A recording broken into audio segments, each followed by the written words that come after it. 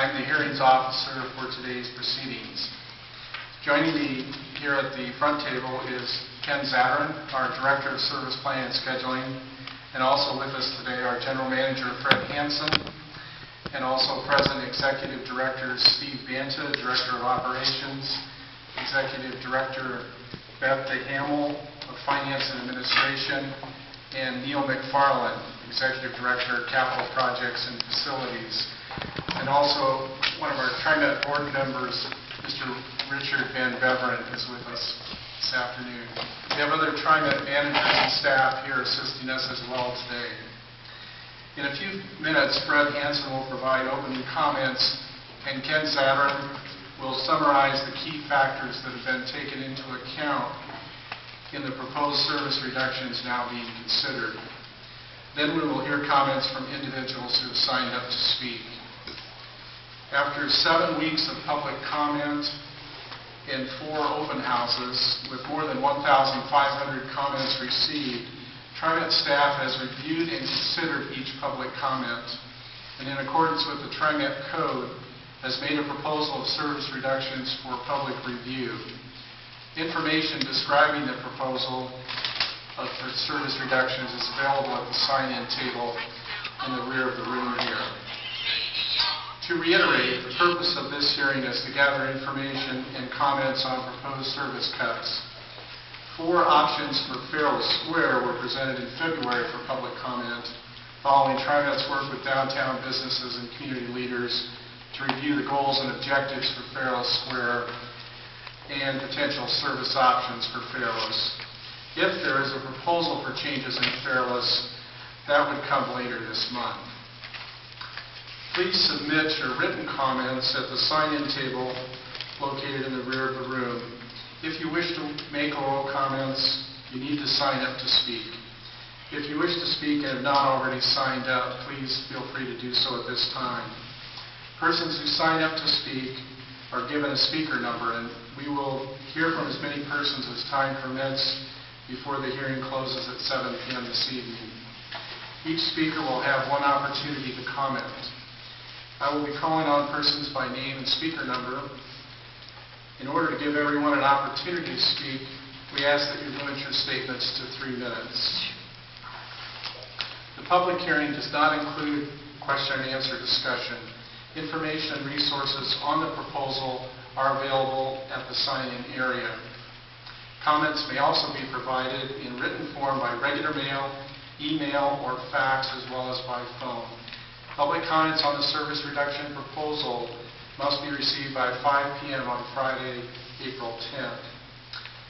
A fact sheet is available at the sign-in table with additional information and includes information on how to submit comments.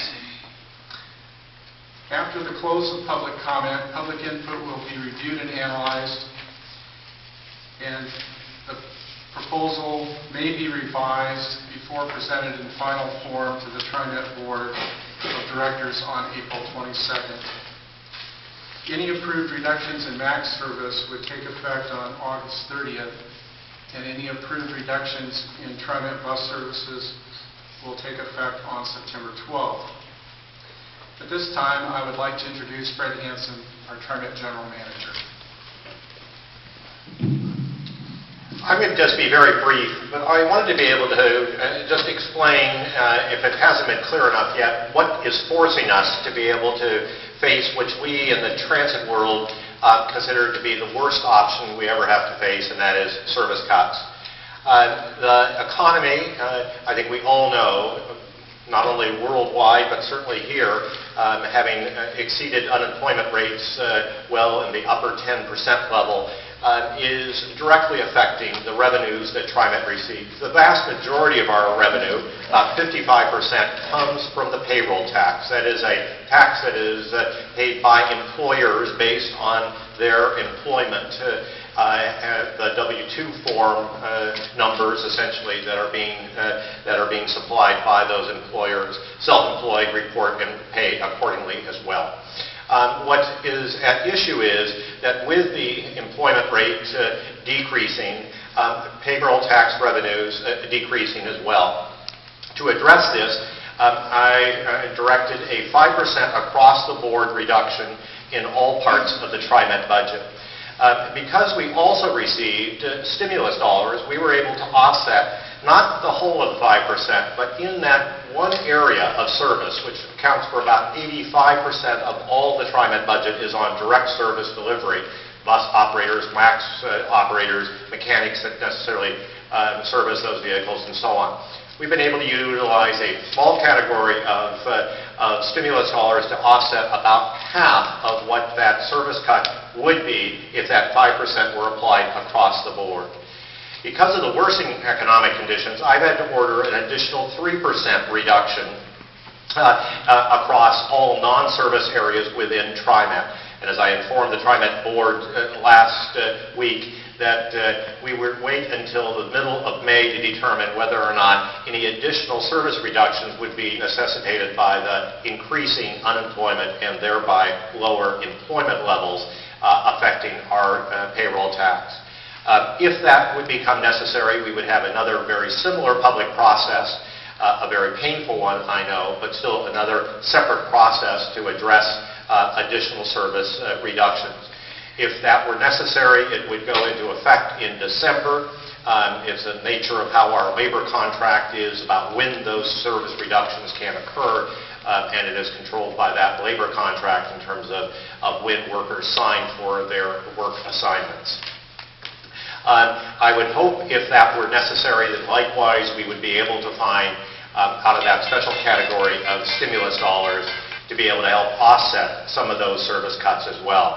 But those service cuts or the stimulus dollars being used are not going to any other part. All the overhead that people think of, the finance department, the legal department, other parts are all taking that now 8% reduction. In addition to that, we are obviously looking at every other category to try to find places where we can minimize the effect on our riders. But there is no way to escape the fact that with the level of economic downturn that we are faced with having to be able to make reductions in service, because as I said earlier, it represents about 85% of our total TRIMET budget, and there's just no way you can get enough out of the other parts of the budget to be able to offset that. But today's purpose is to be able to hear from you. First, Ken Zatterin will outline the difference between the project or the reductions that were taken out to the public open houses, the over now 1,500 comments, many of which we were able to address, not maybe fully from the people's standpoint, but have been able to address. But it is, as I said, a very painful process for us in transit, because that's what we care most about, is supplying transit. And that obviously is something that we look reluctantly on to be able to reduce. With that, I will stop. I will turn it over to Ken Zatterin for him to be able to outline where the reductions are, the changes from the public open houses to today, but know that there is still this process, the public hearing process, and ultimately consideration by the TRIMET board before any final action can be taken. Thank you. Ken? Thank you, Fred. As Fred mentioned, one of the most difficult decisions for us to make is the decision to reduce service. Given the potential impact of the service reductions, the staff approached the technical work in a very serious, deliberate, and structured way. I'd like to just take a couple minutes and present a summary of the technical work and process that we used to develop the initial proposal, and then to highlight some of the revisions to the proposal that were made based on public comments. We were able to analyze information, very specific information about ridership on each bus line. This allowed us to assess which services are most effective in attracting ridership in relation to the cost to provide that service. Our basic measure of productivity is the number of passengers that board a bus in an hour of time. And while this ridership productivity is a fundamental denominator, it's not the singular thing that we look at in assessing potential service reductions.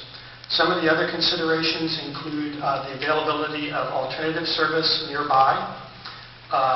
These are other lines that customers might potentially use, might involve a longer walk, additional transfers, longer wait times, but it would still be possible for passengers to complete their trip on the system.